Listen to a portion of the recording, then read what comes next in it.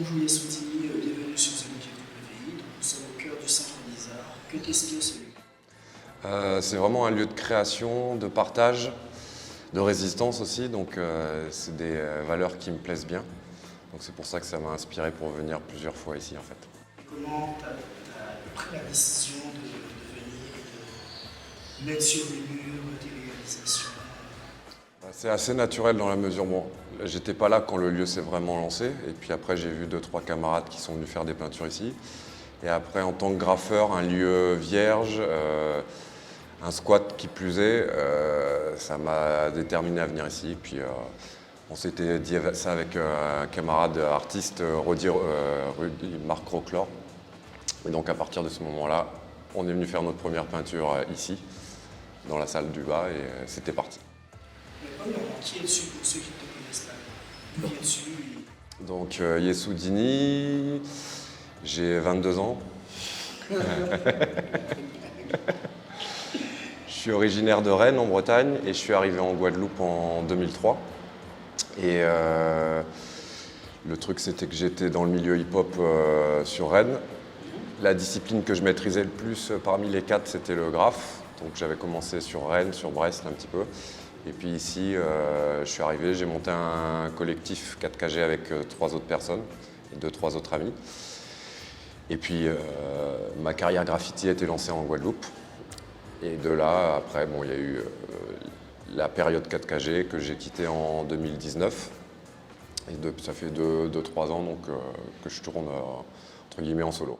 Quel est ton parcours artistique? Est-ce que tu as étudié l'art? Est-ce que tu es complètement autodidacte? C'est vraiment autodidacte puisque je me rappelle encore on va dire au collège où je voyais des gens qui maîtrisaient vraiment leur art. Et moi je me disais jamais je pourrais dessiner.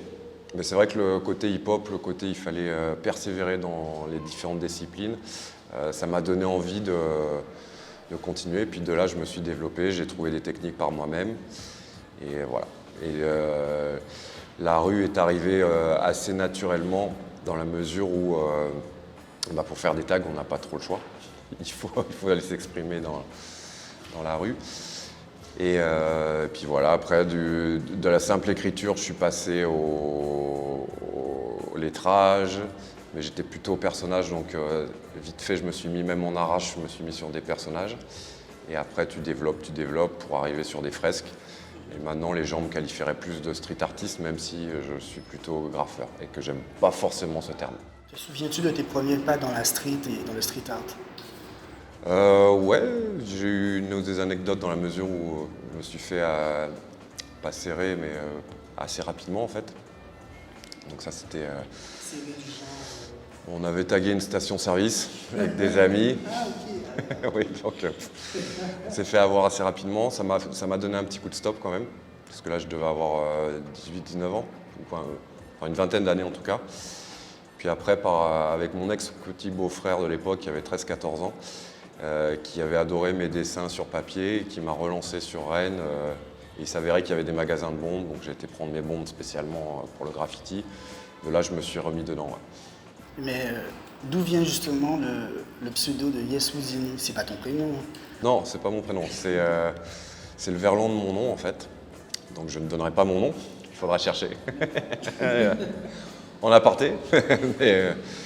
Et puis un petit jeu de mots avec Houdini par rapport à mes origines italiennes. Et puis ce petit côté, on délire avec ça, magicien des murs. Est-ce que tu as des souvenirs, bon je pense que tu as déjà dit, hein, les souvenirs de tes débuts, mais les plus difficiles? Les plus difficiles, c'était... j'ai pas de souvenirs difficiles dans la mesure où ça a toujours été vraiment des moments sympathiques. Les moments les plus rigolos, entre guillemets dangereux, c'est quand j'étais vraiment dans une période arrache, donc aller mettre des tags la nuit, etc., avec des équipes. Même si j'ai pas fait ça non plus, je suis pas réputé pour être le plus grand vandale du monde, mais j'ai eu cette période-là qui m'a amené à faire les autres choses.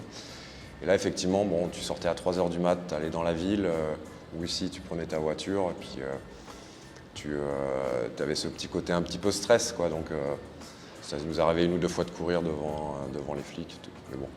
Quels sont les artistes? Est-ce que tu as des artistes, des street artistes, ou des peintres, ou des plasticiens qui t'ont inspiré, qui t'inspirent toujours? qui m'ont inspiré à l'époque, c'était les premiers noms qui me viennent en tête, c'est un gars comme Lazou qui travaillait pour l'Affiche à l'époque. Puis après, c'est vrai que, comment il s'appelle, des personnes comme ça, mais là j'ai tellement de noms en fait, je suis pas très fort en name dropping, mais il y a beaucoup d'art qui me viennent en tête. Et après, au niveau des artistes plus classiques, comme des Jérôme Bosch, comme des Bruegel l'Ancien, même on va dire des Picasso, même si j'ai découvert dernièrement son passé un peu trouble. Ouais, j'ai vu, tu as dû voir l'article aussi.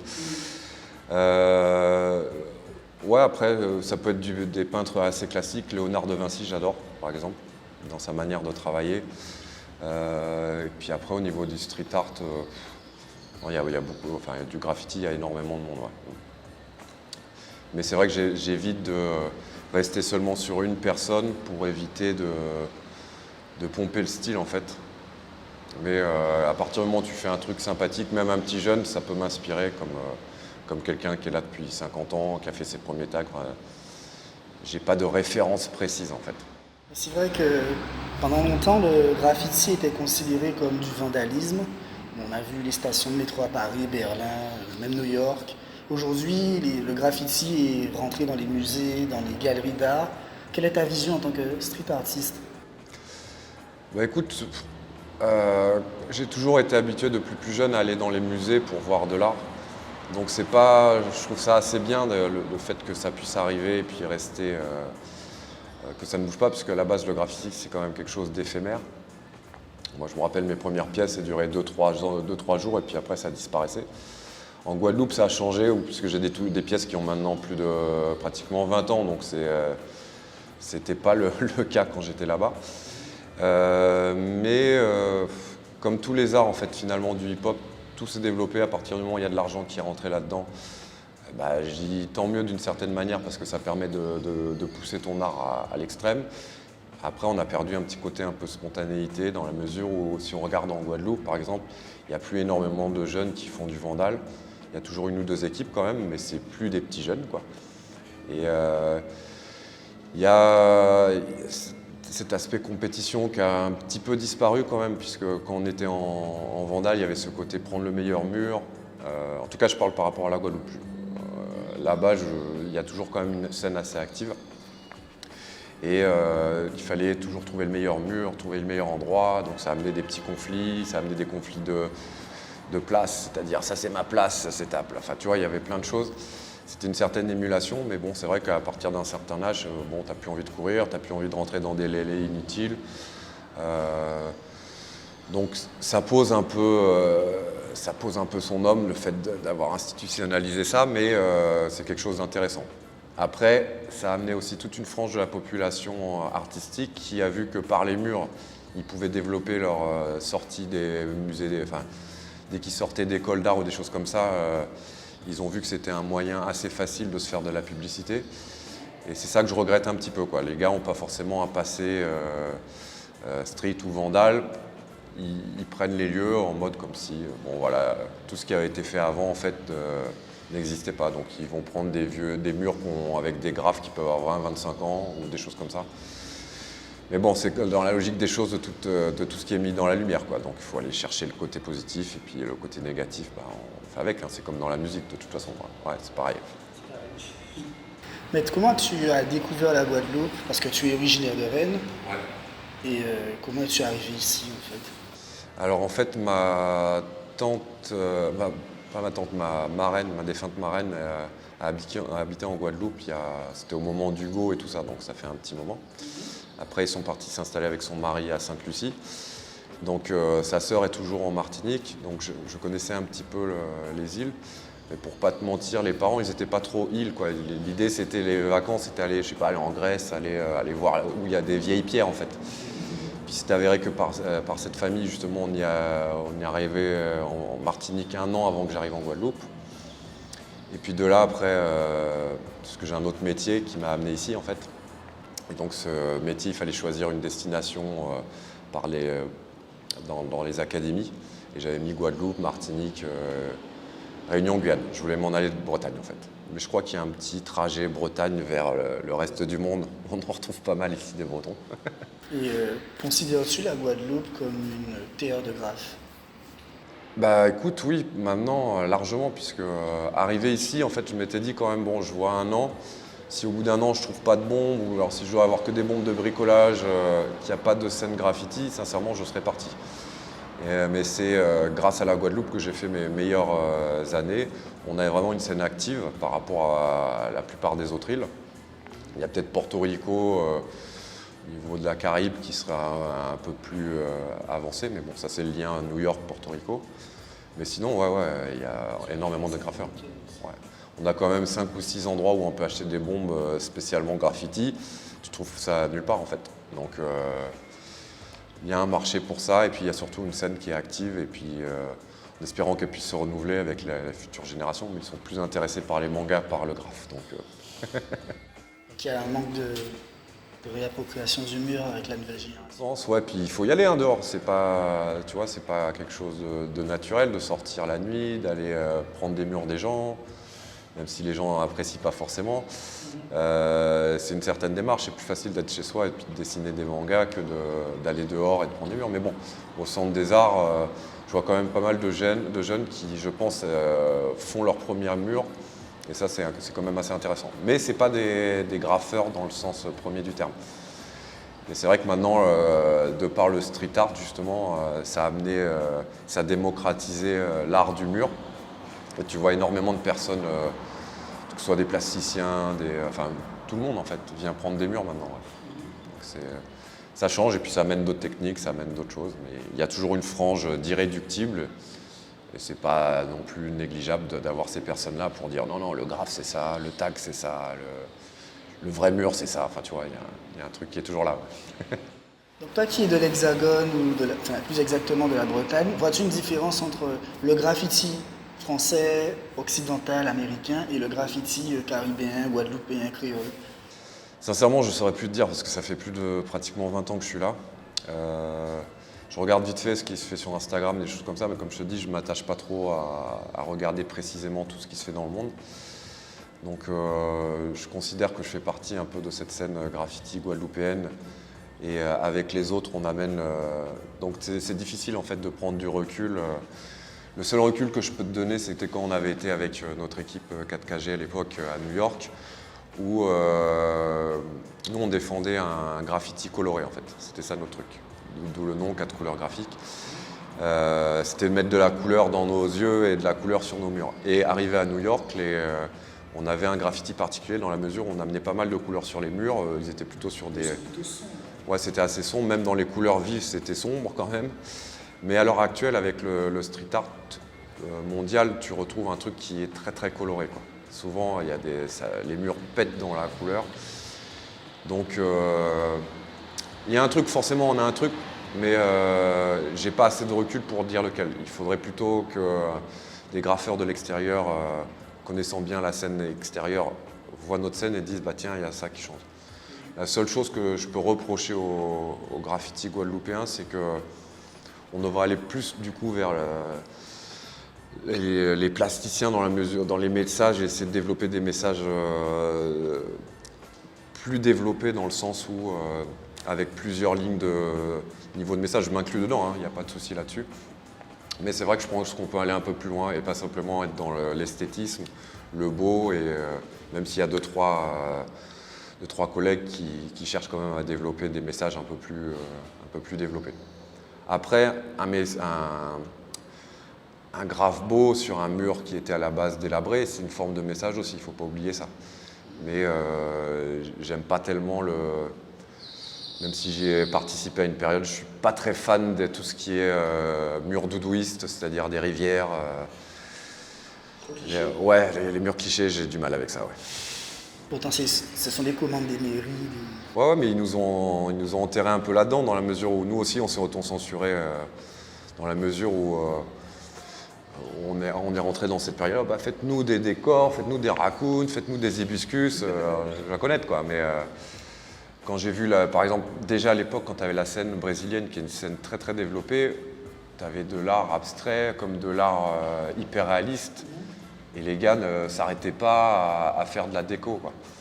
La déco, comme tout artiste, tout dessinateur, ça doit servir à te nourrir.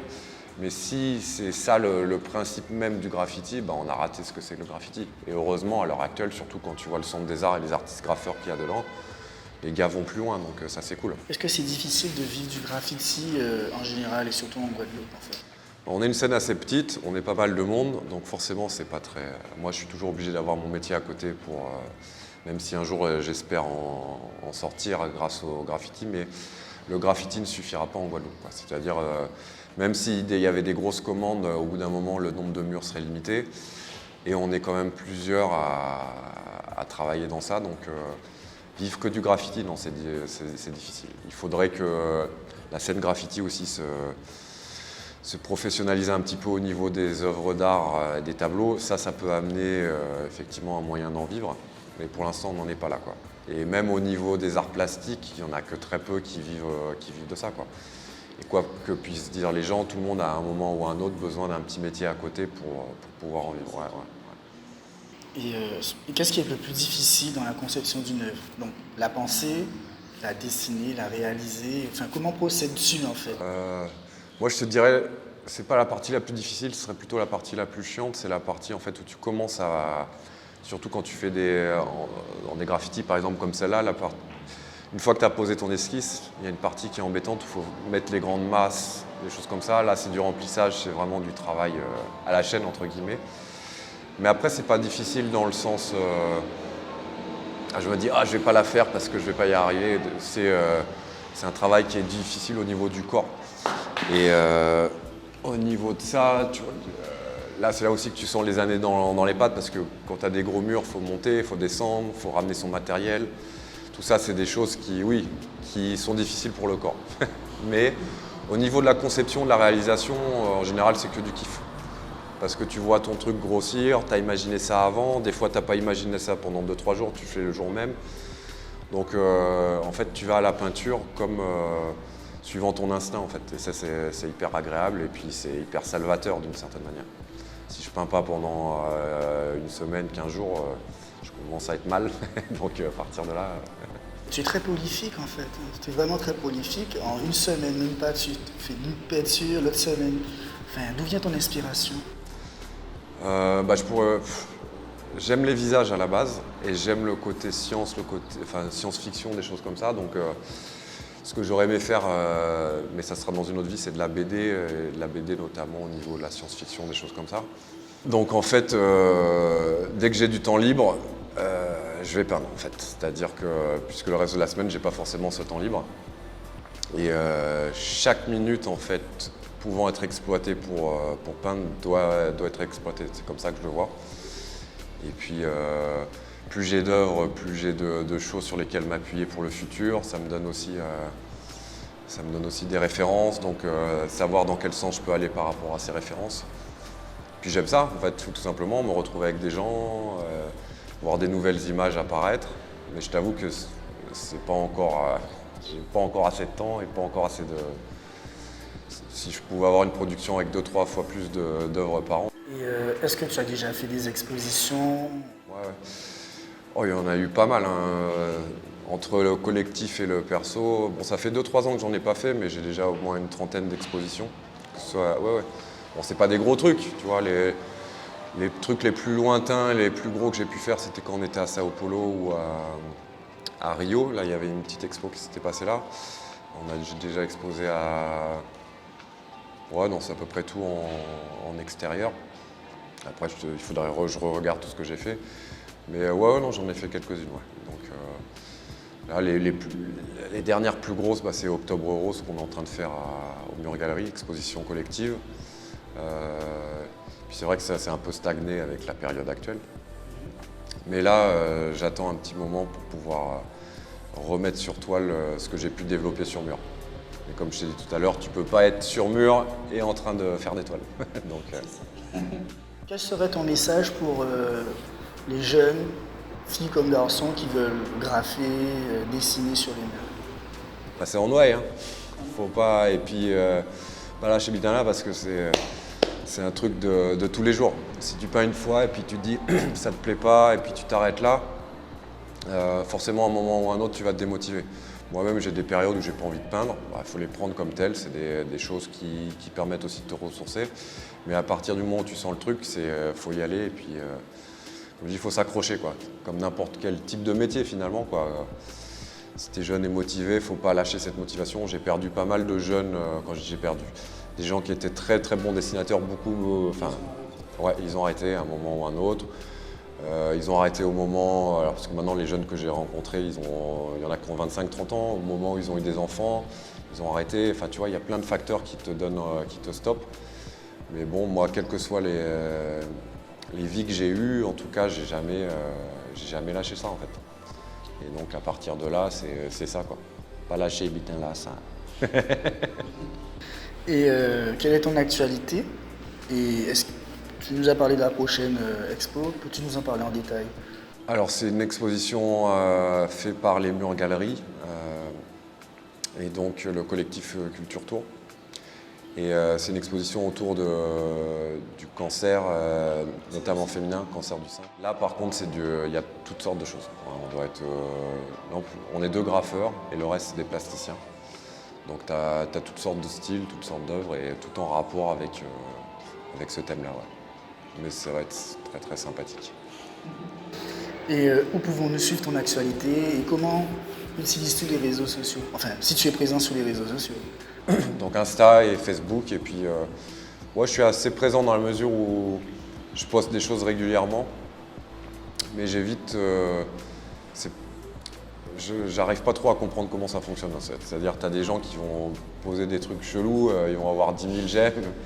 Toi tu auras un travail de 1 semaine, 15 jours sur un taf, tu vas avoir 30 j'aime. Des fois pour des peintures que tu n'aimes pas, tu en auras 200 ou 300. Donc pour moi, c'est trop aléatoire pour dire que... Mais après, ça m'a fait rencontrer énormément de gens. Tu vois, on se contacte sur les réseaux, que ce soit WhatsApp ou autre. Donc, c'est pas négligeable. Mais c'est pas ma vie. Tu poses de temps en temps. Voilà, ouais, je suis là. Merci beaucoup, Yassine. Merci à toi, Émeric.